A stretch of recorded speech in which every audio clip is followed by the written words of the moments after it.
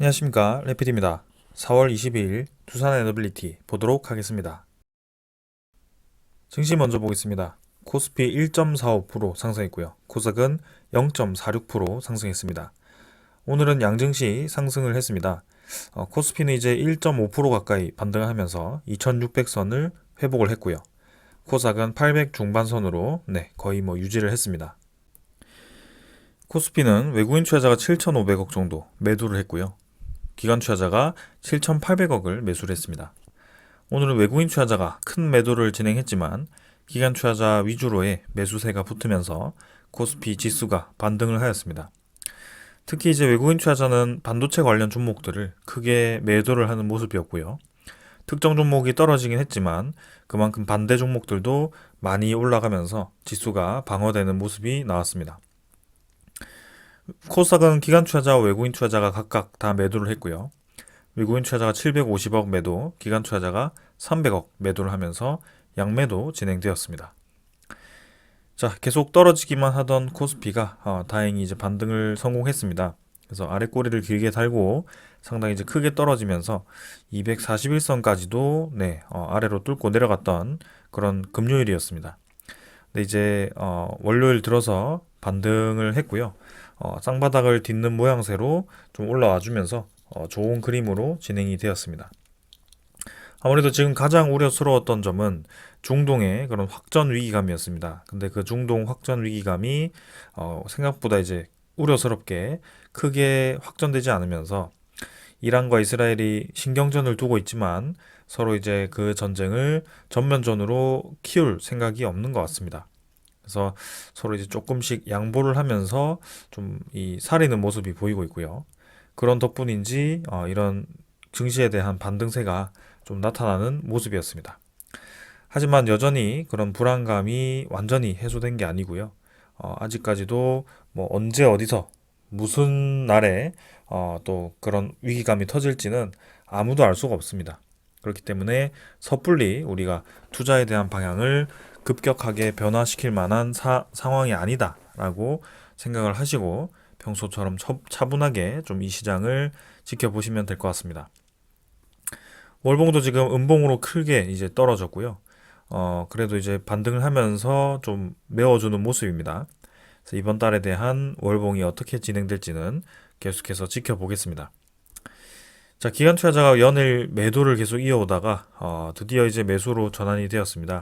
그러나 금융 투자 위주로의 매수세가 강했고요. 나머지 기관 투자자들은 뭐 크게 매수 없이 진행이 되었습니다. 외국인 투자자가 지금 이틀 연속 1조 가까이를 뱉어냈고요. 4월 18일을 제외하고는 사실 4월 15일부터는 꾸준히 지금 코스피에서 이탈을 하고 있습니다. 아무래도 국채금리가 올라왔고 환율도 높고 전체적인 시장 분위기가 좋지 않고 그동안 외국인 투자자가 많은 매수세를 코스피에 이어온 만큼 드디어 이제 차익 실현을 할 수 있는 그런 시기다라고 생각이 드는데요. 이 차익 실현 물량을 얼마나 언제까지 뱉을지는 우리는 알 수가 없습니다. 그래서 지금 단기간에 물량이 좀 쏟아지고 있는데 이번 주도 한번 좀 살펴볼 거고요. MSCI 리밸런싱이 5월 달에 또 있기 때문에 그 시기에 맞추어서 또 외국인 투자자에 대한 움직임이 바뀔 수도 있습니다. 그래서 그때까지는 좀 천천히 좀 지켜보겠습니다. 일단 가장 중요한 것은 중동에 대한 지정학적인 변수 그리고 물가에 대한 안정화입니다. 니케이도 이제 금요일에 크게 떨어졌었는데요. 1% 가까이 반등했고요. 금요일에 나스닥이 급락을 했습니다. 엔비디아 같은 그런 대형주들이 급락을 해버리면서 지수는 눌러졌는데 반면 이제 다우는 크게 떨어지지 않고 보합 뭐 조금 약상승으로 진행이 되었습니다. 오늘 뭐 상해 종합도 큰 하락 없었고요. 일단은 증시는 차분하게 진행 중입니다. 환율도 1379원입니다. 꼬리를 달았다가 아래로 떨어졌다가 계속 흔들고 있습니다. 그래서 우려만큼 아주 급하게 1400원을 뚫고 올라가지는 않고 있지만 그렇다고 해서 그 상승분이 꽤나 반납되었다라고 보기도 어렵습니다. 한번 급락을 하긴 했지만 여전히 바닥 라인 형성하면서 크게 환율이 많이 떨어졌다라고 보기 어렵고요. 고점 대비해서 지금 별로 차이가 안 납니다. 그래서 언제든지 이 1,400원대를 다시 돌파하기 위한 시도를 할 수 있다라는 자리고요. 아직까지는 이 환율이 굉장히 부담스러운 자리이긴 합니다. 그래서 평소에 굉장히 오랫동안 떨어져서 올라가지 못했던 그 1300원 중반 라인을 뚫고 지금 나갔기 때문에 상당히 부담스러운 상황이고요. 여기서 환율이 다시 지정학적인 변수가 없어지면서 안정한 방향으로 진행이 될지 좀 살펴보도록 하겠습니다. 자, 아직까지는 불안한 모습이 계속 이어지는 상황입니다. 그 다음에 이제 지수 선물입니다. 선물 지표는 0.5% 정도 다우가 반등하고 있고요. 그다음 나스닥도 좀 반등을 하는 것 같습니다. 유럽 증시도 전체적으로 반등하는 분위기고요. 일단 증시에 대한 선물 지표는 다들 괜찮습니다. 그러나 선물 지표 올라간다고 꼭 다음 날에 플러스로 되는 게 아니기 때문에 지금처럼 언제 어디서 무슨 일이 일어날지 모르는 그런 시기에는 좀 차분하게 지켜보는 것이 좋겠습니다. 자, 일단 국제유가는 그런 중동에 대한 지정학적인 이슈가 좀 해결이 되어 가는 그런 분위기죠. 가격은 떨어지고 있습니다. 그래서 우리가 볼 때는 아직도 불안하고 중동 정세가 어떻게 될지 모르겠지만 투자자들 입장에서는 일단 국제유가가 쭉 떨어지는 걸 보았을 때는 그런 아주 급등하는 것보다 좀 안정적인 분위기로 가는 것이죠. 그래서 중동에 대한 확전이 일어나지 않을 것 같다라고 좀 보는 것 같습니다. 천연가스가 조금씩 올라오고 있는데요. 이거는 크게 중요해 보이지는 않습니다. 그래서 원자재 가격 대체로 좀 떨어지는 분위기입니다. 자, 환율과 함께 굉장히 우리나라 증시를 부담스럽게 만들고 있는 10년물 국채 금리입니다. 4.65%입니다. 요거는 지정학적인 변수가 좀 사그라들었음에도 불구하고 여전히 높은 상태를 유지하고 있습니다. 아무래도 미국에 대한 국채 발행이 증가할 것으로 예상이 된다면 미국의 국채 가격이 떨어지겠죠. 수량이 늘어나면 당연히 시장에 유통된 국채가 많아질수록 가격이 떨어질 겁니다. 그러면 국채가 떨어진 만큼 또 국채에 대한 이자를 많이 주어야지. 왜냐하면 싸다고 들어오는 게 아니거든요. 내가 이 국채를 삼으로써 앞으로 가격이 더 떨어질 거냐 말 거냐 그거랑 그 다음에 이제 이 국채를 샀을 때에 대한 가치가 높냐 안 높냐를 따지는 거기 때문에 결국에는 미국이 이 국채를 가지고 세일즈를 하기 위해서는 마케팅을 하기 위해서는 내가 높은 이득을 줄 수 있다. 그리고 앞으로 미국에 대한 경기가 괜찮을 거다라고 얘기를 해주는 게 낫겠죠. 그래서 이 국채 금리가 계속 올라가는 겁니다. 그래서 미국이 지금 우크라이나에 대한 지원, 이스라엘에 대한 지원, 대만에 대한 지원을 하원의 이제 통과를 시켰습니다. 자, 그 80 몇 조인가요? 100조인가요? 거의 100조 가까이를 또 예산을 편성을 했던데요. 그 예산이 미국이 어디서 나올까요? 다 이제 국채를 발행해서 그런 채권으로 나오는 돈들입니다. 투자자들이 미국에 투자를 해서 그 국채를 사들이면 그 금액만큼 예산을 편성할 수 있게 되는데요. 그게 지금 국채가 점점 많아지니까 국채 금리도 계속 올라가는 상황입니다. 자, 우리나라도 그만큼 부담스러울 수밖에 없고요. 국채 금리가 높아질수록 우리나라 증시에 대한 메리트가 떨어지고 있다. 자, 그렇기 때문일까요? 지금 이제 외국인 투자자가 코스피에서 좀 이탈하기 시작했고요. 어느 이 순간부터 해서 우리나라 증시의 매수를 끝내고 좀 빠져나가고 있는 모습이 보이고 있습니다. 자, 저게 이제 5% 이상 넘어갈지 적절하게 마무리될지 모르겠지만 국채 금리가 높다라는 것은 기준금리도 계속 높게 유지될 수밖에 없다라는 것이고 우리나라에 대한 환율도 영향을 줍니다. 그래서 전반적으로 우리나라 증시에 좋은 분위기는 아니다. 그래서 오늘 반등하긴 했지만 아직까지 시장 상황은 불확실하고 우리나라 증시가 올라갈 수 있는 좋은 분위기가 절대 아니다라는 것을 이해를 좀 하시면 되겠습니다. 그래서 언제 올라가느냐, 그거는 이제 물가가 안정화되고 그다음에 금리에 대한 인하가 현실화가 되어서 환율이 떨어지면서 국채 금리도 떨어지고 우리나라 원화의 가치가 높아지면서 주식 시장이 이제 유동성 자금이 풀리는 그런 이제 상승기 그런 것들이 좀 좋아 보일 것 같습니다. 그래서 그런 시기가 오기까지 좀 시간이 많이 필요해 보이고요. 조금 더 지켜보도록 하겠습니다. 자, 오늘 이 정도로 살펴보았고요. 종목으로 넘어가도록 하겠습니다. 두산 에너빌리티 보겠습니다. 1040원 상승해서 7.08% 상승했습니다. 15,730원으로 상승 마무리했고요. 오늘 증시가 올랐기 때문에 두산 에너빌리티도 좀 같이 반등을 한 것 같습니다. 증시 대비해서는 좀 이제 반등폭이 컸던 것 같고요. 네, 오늘 뭐 특별한 소식에 의해서 올라간 것인지 아니면 좀 이제 많이 내렸던 그런 하락폭에 대한 기술적인 반등인지는 조금 이따가 천천히 좀 살펴보도록 하겠습니다. 시간 외 거래는 거의 없었고요. 네, 가격대도 뭐 종가 거의 50원 차이밖에 안 나기 때문에 가볍게 보고 넘어가도록 하겠습니다. 오늘 7% 가까이 오르긴 했지만 거래량은 크게 없었습니다. 430만 주밖에 진행이 되지 않았고요. 내려갈 때와 유사하게 지금 가격대가 형성이 되었죠. 그래서 15,100원까지 거의 1,000원, 1,100원 정도 떨어졌던 그날에 한 900만 주 정도 이렇게 거래량이 터졌었고요. 그 뒤에 이제 오랜만에 반등을 좀 하면서 15,000 후반대를 다시 회복을 했는데 뭐 거래량이 그 절반 정도밖에 되지 않고 있습니다. 그래서 이 상승이 건전하게 올라갔다라고 좀 보기가 아직은 어렵고요. 언제든지 또 이제 지정학적인 변수가 나타나고, 네, 물가에 대한 이 고물가가 계속 높아지고 금리가 올해 안에 못 내릴 것 같다. 이런 식으로 가버리면 또 결국에는 떨어질 겁니다. 그래서 두산 에너빌리티에 대한 지금 주가는 사실 개별적인 문제보다도 전체적인 시장 분위기가 좀 더 중요해 보이기 때문에 그런 것들을 우리가 좀 같이 봐야 될 것 같다라는 얘기를 드리는 거고요.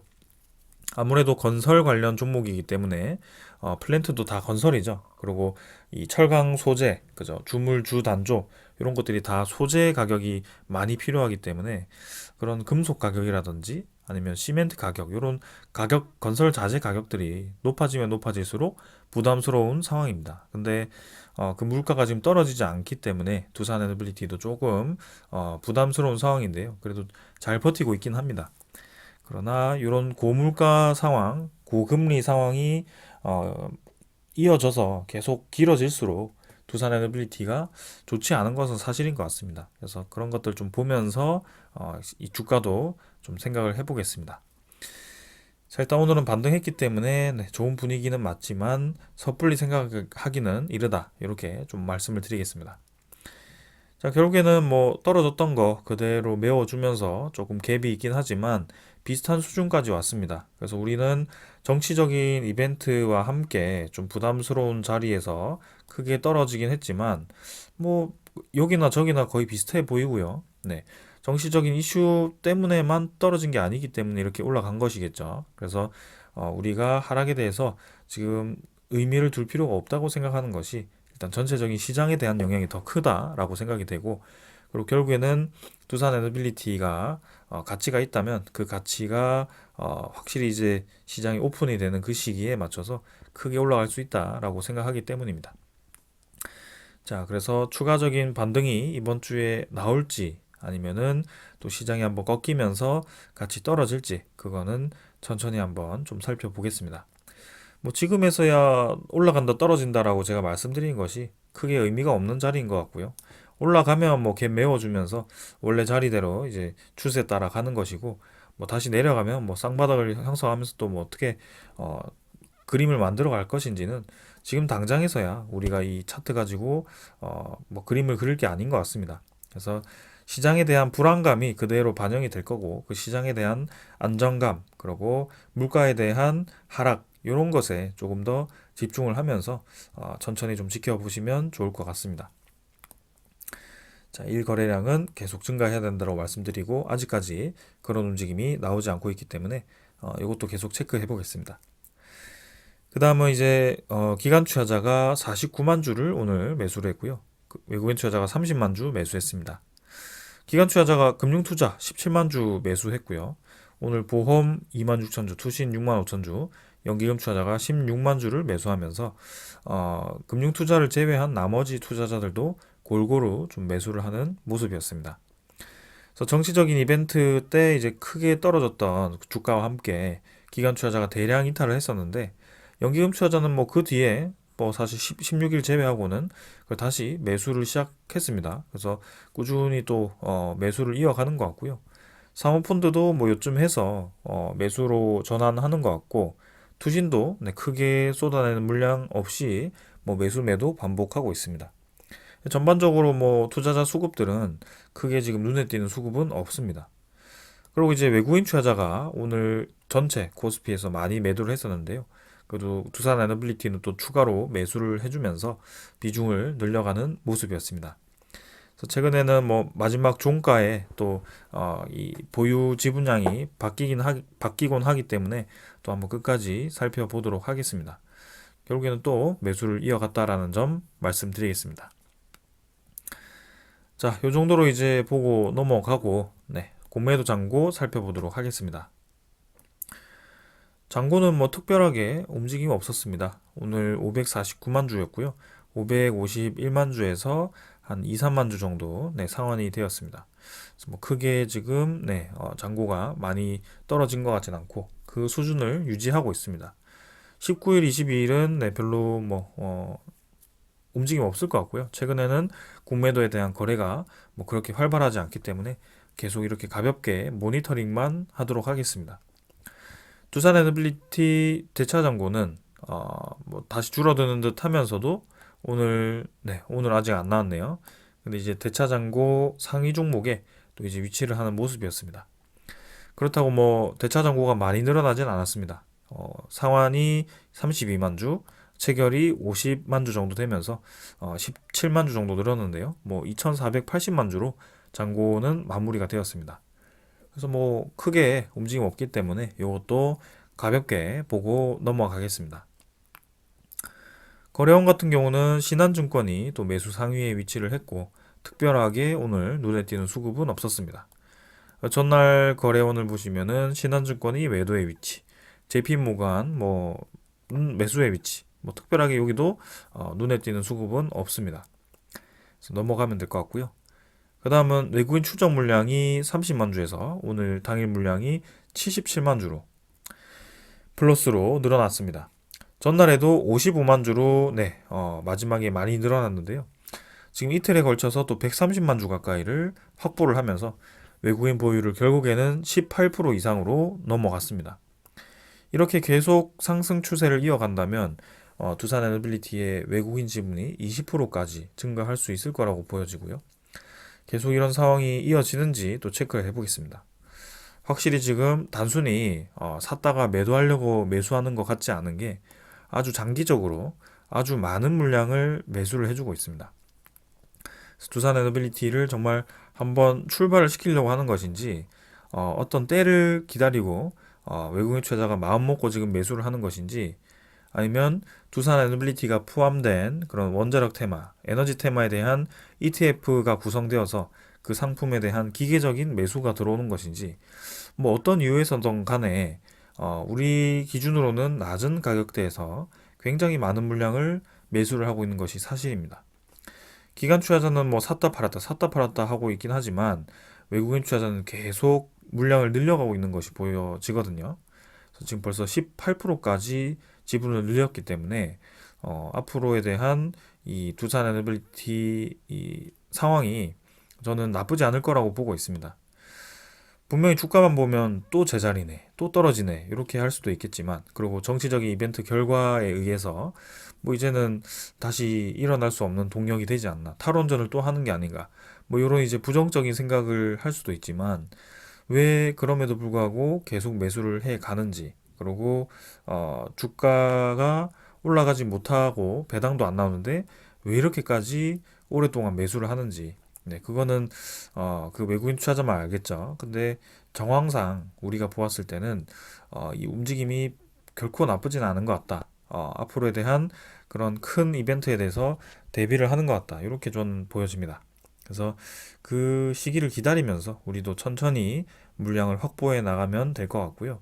지금 전혀 급하게 생각할 필요가 없다라고 좀 말씀을 드리고 싶습니다. 그래서 오늘 이 정도로 네, 두산 에너빌리티 기술적인 부분들 살펴보았고요. 종목에 대한 소식들 좀 전해드리도록 하겠습니다. 자, 먼저 전해드릴 소식입니다. 요거 때문에 이제 오늘 상승이 있었는지는 모르겠습니다. 근데 이제 뭐 워낙 코스피에 대한 전체적인 시장 분위기가 좋았기 때문에 일단 뭐 시장 분위기도 좋았다라고 생각이 드는데요. 아무튼 요게 나쁜 소식은 아닌 것 같습니다. 자, 여와 야가 이제 고준위법을 내달, 다음 달에 처리하기로 사실상 합의를 했다라는 얘기를 했다라고 합니다. 그래서 내용을 좀 살펴보겠습니다. 정부와 더불어민주당이 민생 법안인 고준위 방패물 특별법을 다음 달 말 종료하는 21대 국회에서 처리하자라는 공감대를 이루었다라고 얘기가 나왔습니다. 그래서 정부와 여당이 법안 내용 중에 일부 평행선을 긋고 있는 쟁점 사항에 대해서 야당안을 폭넓게 수용한다라는 취지의 의견을 전달했다라고 하는데요. 사실 뭐 이 내용에 대해서는 우리가 어떤 내용이 좀 이제 대립을 하고 있는지를 알고 있죠. 그래서 야당에서는 그 용량을 늘려서 설계 수명 연장에 대한 그런 이 진행을 하지 말자라는 뜻이고, 여당은 설계 수명을 연장하기 위해서 그 내부에 있는 그런 핵 폐기물도 계속 보관을 해야 된다, 이런 취지였기 때문에 좀 이제 대립이 있었는데요. 근데 그거를 이제 뭐 수명 연장을 좀 하지 않는 방향으로 하는 것인지 어, 일단 조금 더 보도록 하겠습니다. 자, 그래서 내용을 보면 고준위법 핵심 쟁점은 저장 용량이다. 더불어민주당의 의원은 원전 설계 수명인 40년치 폐기물만 저장할 수 있도록 용량을 제한해야 된다, 주장하는 반면에 여당, 그죠, 정부 쪽에서는 노후 원전이라도 안전성 검토를 거쳐서 수명 연장을 할 수 있어야 된다라는 입장입니다. 그래서 이 두 개가 이제 계속 대립이 있었는데요. 원전 계속 운전 여부를 놓고 그동안 10여 차례의 심사에도 이제 의견이 좁혀지지 않았다라고 합니다. 그래서 이제 이 처리는 정부 여당이 김 의원안을 전면적으로 수용하느냐에 따라서 달렸다라는 그런 관측이 나온다라고 하는데요. 야당 입장에서 원전 내 저장 시설 용량을 설계 수명 중 발생량으로 못을 받게 되면 원전을 추가로 늘리지 않겠다라는 명분과 원전 포화에 따른 사용 후 핵 연료 처리 공간 확보라는 실리를 이제 모두 얻는다라고 합니다. 자, 그래서 일단은 이 내용을 보면 결국에는 설계 수명을 하지 못하게 하겠다, 40년으로 못을 받겠다. 그래서 40년 이상으로 쓸 거면 그 안에 원전 내에 이 핵 폐기물을 넘치지 않도록 적게 써라, 네, 이런 의미인 것 같습니다. 자, 그래서 조금은 굉장히 이제 뭐 조삼모사, 네, 이런 느낌이긴 합니다. 이 고준위법이 처리되는 게 큰 의미가 있나 싶을 정도의 뭐 그런 법안이긴 하지만 결국에는 뭐 합의한다라는 것 자체가 중요하기 때문에 일단 한번 보겠습니다. 그러나 만약에 이제 이 설계 수명 연장에 대해서 동의를 얻지 못해서 결국에는 설계 수명 연장이 되지 않는다라고 했을 때, 네, 그때에 대한 이 11차 전력 수급 개본 계획이 어떻게 될지가 정말 이제 궁금해집니다. 그래서 설계 수명 연장을 하지 못하게 이렇게 막아버렸기 때문에 결국에는 원자력 발전에 대한 비중이 자연스럽게 줄어들 수밖에 없는 환경이 만들어진 겁니다. 근데 지금 시대적인 환경, 그 다음에 이 산업에 대한 특성상 전 세계적으로 원자력 발전에 대한 필요성을 다시 체감을 했고요. 그 필요성뿐만이 아니라 경제성까지도 생각을 했을 때 반드시 필요한 에너지원 중에 하나다라고 다들 인정을 하는 것 같습니다. 그래서 그런 분위기 속에 미국도 그렇고 일본도 그렇고 지금 유럽 국가들도 그렇고요, 설계 수명 연장에 대해서 굉장히 긍정적으로 보고 있습니다. 오히려 이제 신규로 건설할 바에는 신규가 너무 비싸기 때문에 멀쩡하게 있는 거 연장해서 그대로 쓰자, 이런 의미인 것 같습니다. 근데 우리나라는 자 이제 설계 수명을 못하기 때문에 이 원자력 발전에 대한 비중을 유지하기 위해서 과연 대형 원전을 신규로 건설하는 계획을 낼 것인가, 혹은 이참에 대형 원전 하나씩 없애면서 소형 모듈 원전을 검증을 해서 SMR로 채워나가자, 이런 방향으로 갈 것인가, 그게 좀 11차 전력 수급 기본 계획에 담길 것으로 좀 보여지는데요. 한번 지켜보겠습니다. 그래서 저 법안의 이 처리에 따라서 11차 전력 수급 기본 계획이 발표될 가능성도 있어 보입니다. 자, 그 다음은 네, 체코 원전에 대한 소식입니다. 한국과 프랑스가 지금 치열하게 경합 중이고요. 어떤 데서는 이제 프랑스가 우위다, 아직까지는 잘 모른다, 뭐 이렇게 이제 여러 가지 의견들이 좀 있더라고요. 그래서 마지막으로 안덕근 산업부 장관이 체코로 가서 승부수를 볼 것 같습니다. 그래서 어떤 승부수인지는 아직 정확하게 나오지는 않았습니다. 그 전에 이제 미국 에너지부 장관과 미팅 이후에 이렇게 이제 가는 것이기 때문에 어떻게 해서든 간에 지금 미국의 수출 동의를 얻었다라고 볼 수밖에 없다라고 생각이 되고요. 웨스팅하우스와의 직접적인 합의가 이루어질 것인지도 좀 이제 의문입니다. 그래서 그런 것들이 다 좋게 진행이 되었을 때 우리나라와 미국 웨스팅하우스가 같이 협력해서 또 진출을 한다라고 했을 때 우리 입장에서는 체코 원전만 보면 일종의 이제 파이가 좀 줄어드는 느낌이지만 사실 웨스팅하우스가 지금 수주한 그리고 수주할 수 있는 이 원전에 대한 영향을 본다면 우리나라가 참여할 수 있는 프로젝트들이 상당히 많다. 그래서 전체적으로 나쁘지 않은 판단이 될 수 있다. 이렇게 보여지거든요. 자, 그래서 이번 주에 체코로 방문해서 그 협상을 한다라고 하니까 한번 그 내용을 좀 기대를 해보도록 하겠습니다. 자, 그래서 이제 6월에 판가름이 나고 6월 말 혹은 늦으면 7월 중순까지도 네, 갈 수도 있다고 하는데 일단은 몇 달 안 남았습니다. 이제 3개월 안에는 판가름이 난다라고 보시면 되겠습니다. 4월 말까지 입찰서를 제출을 하는데요. 근데 아무리 봐도 이 내용을 보면 한수원과 EDF는 가격 경쟁력이 비교가 안 됩니다. 그래서 그리고 계획 기간 안에 원전을 완공하는 그 사례도 EDF가 훨씬 우리보다 불리한 상황인데요. 특히 EDF의 원전 건설 비용이 한수원의 거의 3배에 달한다고 합니다. 그래서 공기 지연 사례도 많기 때문에 그리고 최근에는 부식에 대한 사례도 많기 때문에 거기에 대해서 2025년까지 해결하겠다라고 얘기는 했지만 그게 뭐 완벽하게 해결될지도 알 수 없는 거고요. 그리고 체코 입장에서는 지금 뭐 방산 아니면 뭐 2차 전지 관련 그런 투자를 하는 상황 속에 원자력 발전에 올인을 할 수 없기 때문에 그 예산도 굉장히 부담스러울 수밖에 없습니다. 그래서 그런 예산을 좀 아끼기 위해서는 우리나라의 모델을 선택하는 것이 가장 합리적이고 체코 입장에서도 네, 아주 긍정적으로 바라볼 수 있는 상황입니다. 그래서 이미 8.8조 원 정도를 지금 체코 신규 원전 건설에 투입하려고 준비를 한 것 같고요. 총리 입장에서는 무조건 지금 원전에 대한 투자를 하겠다라고 얘기를 하는 것 같습니다.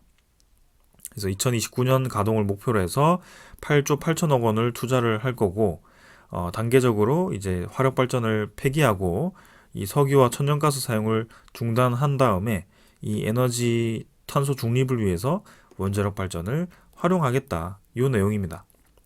그래서 2029년 가동을 하기 위해서는 정말 이제 차질 없이 건설을 하고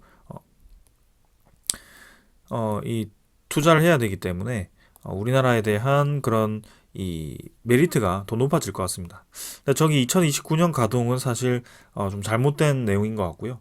2035년이나 36년 가동이겠죠. 아마 착공이 29년 정도로 보여지고요. 일단 이 원자력 발전에 대한 이 신뢰도가 일단 체코가 높다라는 점. 그래서 일단 뭐 보겠습니다. 2029년 착공도 좀 이상하네요. 뭔가 내용이 좀 이상한 것 같은데 아마 시기적으로는 제가 한번 체크를 해보겠습니다. 가장 중요한 것은 체코는 지금 원자력 발전에 대한 내기 건설을 검토 중이고 비용에 대한 부담감이 있다. 그랬을 때 한국에 대한 우위가 확실히 점쳐진다. 그래서 웨스팅하우스에 대한 수출 규제, 미국 정부에 대한 수출 규제가 좀 결정적인 영향을 미칠 수 있다면 그것을 풀기 위해서 안덕근 산업부 장관이 방문하는 게 아닐까 이런 추정을 해보고 그게 이제 잘 해결이 되었다면 결국에는 6월, 7월에 발표될 이 체코 원전은 우리나라가 K 원전이 최종 협상자로 선정이 될 가능성이 높습니다. 자, 그리고 오늘부터 해서 지금 루마니아 대통령이 우리나라에 방문을 했습니다. 그래서 3일 정도 방문을 하면서 원자력 발전과 방산에 대해서 협의를 한다라고 하는데요. 이미 이제 루마니아 쪽에 우리나라 기업들이 굉장히 선방을 하고 있고 많은 실적을 내고 있습니다. 그래서 한수원이 삼중 수소 제거 설비에 대한 수주를 했었고 그 다음에 1조 가까이의 그런 또 우리나라 몫을 따냈죠. 그래서 원래는 이제 총 3조 가까이의 프로젝트인데 이탈리아와 이 캐나다가 같이 컨소시엄을 구성해서 원전 압력관 교체 사업을 이제 수주를 앞두고 있습니다. 최종 계약은 아마 올해 연내에 실시가 될 것 같고요. 우선 협상자로 선정이 되었기 때문에 거의 수주한 것과 다름없다라고 보시면 되겠습니다. 이것뿐만이 아니고 루마니아의 뉴스케일 파워 원자력 발전 SMR이죠. SMR에 대한 건설이 이제 준비가 거의 다 되어 가는 것 같고요. 착공에 들어간다면 두산 에너빌리티의 SMR 주기기가 루마니아로 납품이 될 것 같습니다. 그래서 전 세계의 뉴스케일 파워의 가장 첫 번째 1호의 SMR이 루마니아에 건설이 되는 것이고 미국과 이런 한국, 일본, 뭐 캐나다, 영국 이런 것들 다 포함해서 1호의 상용 SMR이 될 가능성이 높습니다. 그래서 중국과 러시아에 뒤져가지고 좀 이 서방 국가들이 이 SMR에 대한 기술이 많이 처져 있다라고 평가를 받기도 했는데 이 루마니아에 대한 원전이 그만큼 상징적으로 중요하다라고 보시면 되겠습니다. 그래서 루마니아 대통령이 뭐 지금 와가지고 신규 원전 건설을 뭐 갑자기 새로운 프로젝트를 우리나라에 맡기겠다 이렇게 합의를 하는 것은 아닐 건데요. 결국에는 저 내용을 연장선으로 얘기를 하겠지만 일단 이 루마니아에서는 우리나라에 대한 원자력 발전 기술이 궁금할 거고 그리고 거기에 대한 신뢰도가 높다라고 보시면 되겠습니다. 자, 그런 면에서 이 전체적인 시장을 보게 되면 루마니아, 그 다음에 불가리아, 그리고 체코, 그죠? 그 다음에 폴란드, 여기가 다 어디죠? 동유럽입니다. 동유럽. 유럽 중에서도 동유럽, 이 원자력 발전에 관심이 많은 국가들이 모여 있는 동유럽입니다. 근데 루마니아, 지금 한국이 아까 3개의 프로젝트 맡길 예정이고요. 불가리아, 현대건설과 웨스팅하우스 이 합작 이 프로젝트가 진행될 겁니다. 그래서 본계약을 이제 거의 앞두고 있고요. 폴란드, 웨스팅하우스가 1차 땄고요. 그 다음에 우리나라의 퐁투누프 원전 두 번째 이 민간 프로젝트를 맡기고 있습니다. 그래서 웨스팅하우스는 본계약 체결했고 한국에 대한 프로젝트는 아직까지 진행되지는 않았지만 뭐 부지 조사까지 들어갔으니 웬만하면 본계약으로 진행될 것 같습니다. 자, 근데 요 프로젝트들을 다 보면 동유럽에서 프랑스에다가 지금 최근에 이 원전 관련 프로젝트를 맡긴 케이스가 하나도 없습니다. EU 의장국이기도 하고 친원전 국가이기도 하고 유럽 내 이 원자력 발전을 가장 많이 돌리고 있고 운영 경험이 많은 프랑스가 지금 미국과 한국에 밀려가지고 프로젝트를 다 지금 따내지 못하는 상황인데요. 그만큼 체코 원전도 따내고 싶을 텐데 이 전체적인 흐름을 본다면 체코 입장에서도 얘네들이 다 한국과 미국 쪽으로 좋네. 그리고 가격을 비교해 보니까 왜 얘들을 선택했는지 알겠다. 이런 입장이면 당연히 이제 우리나라로 오겠죠. 그래서 그런 것들을 좀 보았을 때는 저는 우리나라도 상당히 가능성이 높다. 그래서 마지막에 프랑스가 이제 정치적으로 외교적으로 이런 것들을 반전할 수 있다면 반전할 수 있을 것이지 지금 우리나라가 불리한 상황이 하나도 없다라고 저는 평가가 됩니다. 자, 그래서 좀 좋은 결과 기대하면서 한번 지켜보도록 하겠습니다. 자, 그 다음은 뉴스케일 파워 말고도 이제 엑스에너지에 대한 투자를 두산 에너빌리티가 진행을 해놨는데요. DLENC와 함께 합작을 할 겁니다. 그래서 주기기는 두산 에너빌리티가, DLENC는 EPC를 이제 진행을 할 거고, SMR 사업에 대한 청신호가 나왔다. 그래서 2천억에 대한 IRA 세액 공제를 받게 되기 때문에 엑스에너지가 미국 내에 프로젝트를 진행할 때 많은 세제 혜택을 받을 수 있다. 지금은 뭐 사실 엑스에너지뿐만이 아니죠. 다른 이 SMR 기업들도 미국 내에서 이 지원을 많이 받기 때문에 그만큼 공격적으로 지금 원자력 발전에 대한 투자를 하고 있다. 미국 대통령 자체가 지금 원자력 발전에 주목을 하고 있고요. 거기에 대해 투자를 아낌없이 하고 있습니다. 그래서 우리나라도 지금 그 세계에 대한 흐름을 인정을 해야 됩니다. 이제는 여야 싸울 때가 아닙니다. 힘을 합쳐서 이제 몇 달 남지 않은 이 체코 원전에 집중을 해야 되고요. 체코 원전 한쪽이 수주를 하면 뭐 누군가 내 밥그릇이다 할 수도 있겠지만 그게 문제가 아니고 지금 국가에 대한 이 수십조 수출이 걸려 있는 문제이기 때문에 좀 협력을 하는 게 좋을 것 같습니다. 그리고 설계 수명 연장에 대해서도 계속 일방적으로 안 된다라고 하는 게 아니고 왜 해외 국가에서 이 진행하지 않던 것들을 진행하기 시작했는지 설계 수명을 적극적으로 검토했는지를 수치적으로 그리고 논리적으로 생각을 해야 됩니다. 그래서 우리나라에 대한 그 이 원자력 발전이 단순히 많다, 뭐 핵 폐기물이 사고 나면 위험하다, 핵 폐기물이 많다 이렇게만 볼 게 아니고요. 네, 좀 합리적인 선택을 하는 게 맞을 것 같습니다. 그래서 당연히 이제 이 면적 대비해서 원자력 발전이 밀집되어 있는 이 상황이 이 밀도가 높기 때문에 좀 위험도도 있죠. 근데 그런 것들을 보완할 수 있는 방법을 생각해야 되고요. 계속 한쪽을 계속 아니다라고 해버리면 결론이 나지 않습니다. 그래서 그렇게 좀 접근을 하면 좋을 것 같고요.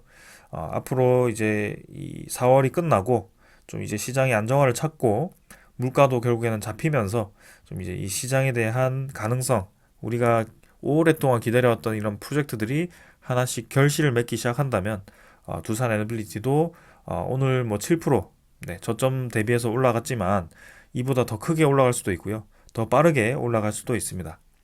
그래서 내려가는 게 중요한 게 아니고 이 시장에 대한 방향, 그죠? 시장의 안정화를 찾고 두산 에너빌리티가 포함된 저런 큰 프로젝트들이 성공적으로 진행된다면 주가는 자연스럽게 따라오게 되어 있다. 우리가 신경 쓰기 전에 벌써 큰 외국인 투자자, 이런 투자자들이 냄새를 맡고 들어올 것이다. 그래서 그때까지 지키면 될 것 같고요. 우리는 흔들릴 필요가 없습니다. 자, 오늘 여기까지 하고 마무리하도록 하겠습니다. 감사합니다.